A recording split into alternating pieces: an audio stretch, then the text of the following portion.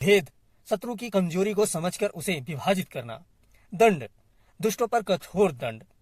राजा वसु ने जब देखा कि सीमावर्ती राज्य विद्रोह पर उतर आए हैं, उसने सबसे पहले साम का उपयोग किया।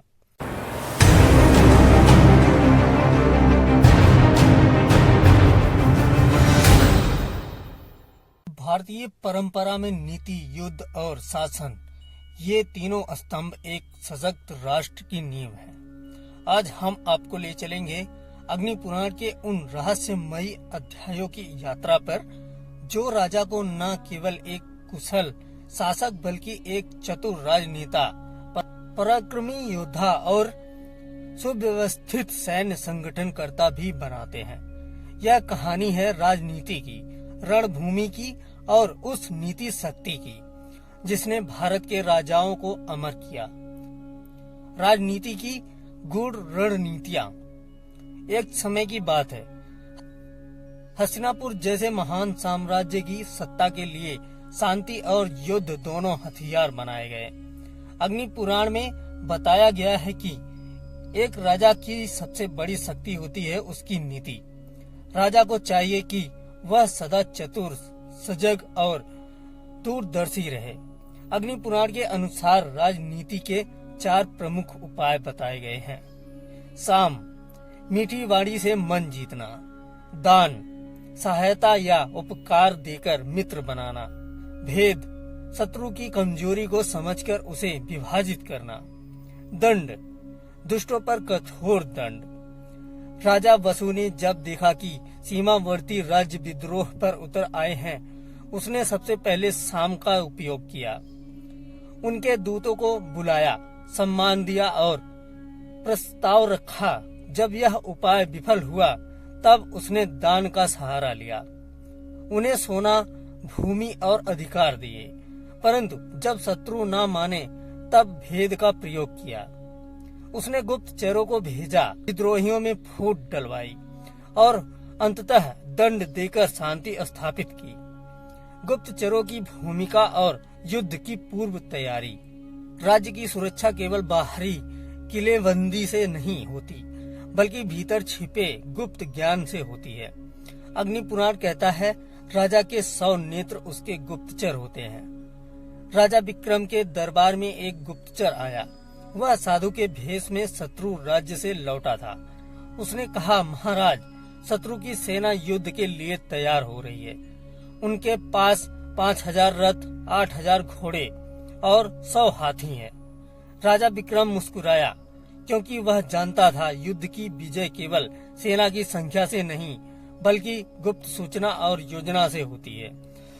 युद्ध से पहले राजा को चाहिए कि वह शत्रु की सेना, उनके शस्त्र, उनके किलों और उनके राजदूतों के विचार जान ले। तभी वह रणभूमि में विजय पा सकता है। युद्ध की विधियां और सिद्धांत। अब आती है सबसे रोचक बात, युद्ध की नीति। अग्नि पुराण कहता है, युद्ध केवल शस्त्रों से नहीं, नीति से जीता जाता है। प्रमुख युद्ध विधियां। प्रकाश युद्ध, सामने से युद्ध जैसा कुरुक्षेत्र में हुआ। छल युद्ध, जैसे शत्रु को धोखे से हराना। गोरिल्ला युद्ध, छापामार शैली में आक्रमण। व्यूह रचना, सेना का रणनीतिक निर्माण। राजा आदित्य ने युद्ध के लिए चक्रव्यूह रचा। उनके सेनापति ने बताया, महाराज, अग्रभाग में धनुर्धारी, मध्य में रथी और अंत में हाथी रहेंगे। हम दाहिनी ओर से आक्रमण करेंगे और बाईं ओर से वापसी करेंगे। युद्ध छिड़ा, शत्रु भ्रमित हो गया। योजना सफल रही। राजा ने कहा, शक्ति से नहीं, रणनीति से जीतते हैं। सैन्य संगठन और उसकी परतें। जिस राजा की सेना संगठित न हो, वह युद्ध में टिक नहीं सकता। अग्नि पुराण में सेना को 4 अंगों में विभाजित किया गया है। सेना के प्रमुख अंग: पदाति, पैदल सैनिक; अश्व सेना, घुड़सवार; रथ सेना, रथ पर योद्धा; गज सेना, हाथियों की टुकड़ी। रघुवीर की सेना में 10,000 पदाति, 5,000 अश्व, 3,000 रथ और 1,000 गज सैनिक थे। परंतु उनसे केवल संख्या पर भरोसा नहीं किया, उसने हर सैनिक को प्रशिक्षित किया, सेनापतियों को उत्तरदायित्व सौंपा, युद्धाभ्यास करवाया और शस्त्रों की नियमित जांच की। सेना एक यंत्र है और राजा उसका चालक। अगर यंत्र में एक भी पुर्जा ढीला हुआ तो पराजय निश्चित है। रणनीतिक कूटनीति और युद्ध के पश्चात प्रबंधन। युद्ध की समाप्ति भी एक नई शुरुआत होती है। अग्नि पुराण कहता है, विजय के बाद घमंड नहीं, संयम दिखाओ। राजा विराट ने युद्ध में विजयी होकर शत्रु राज्य को नष्ट नहीं किया। उसने वहां का शासन भ्रष्ट राजा हटाया और उसके स्थान पर एक योग्य व्यक्ति को सिंहासन सौंपा। वह जानता था, शांति ही सबसे बड़ी विजय है। कूटनीति के सिद्धांत। विजित राज्य को अपमानित ना करो, वहां के नागरिकों को सम्मान दो, सैनिकों को अनुशासन में रखो, युद्ध में जीती भूमि को रणनीतिक रूप से स्थिर बनाओ। राजा की पहचान उसके युद्ध कौशल से नहीं, उसकी शांति स्थापना की क्षमता से होती है।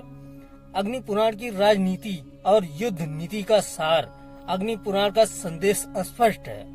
एक राजा केवल तलवार नहीं उठाता, वह नीति से रास्ता बनाता है। उसकी शक्ति उसकी दूरदर्शिता है, उसकी विजय उसकी बुद्धि है और उसकी सेना उसकी आत्मा है। मुख्य सीखें। नीति का चतुर प्रयोग, गुप्तचरों का सशक्त जाल, युद्ध की सटीक योजना, संगठित और अनुशासित सेना, कूटनीतिक शांति की स्थापना। Thank you.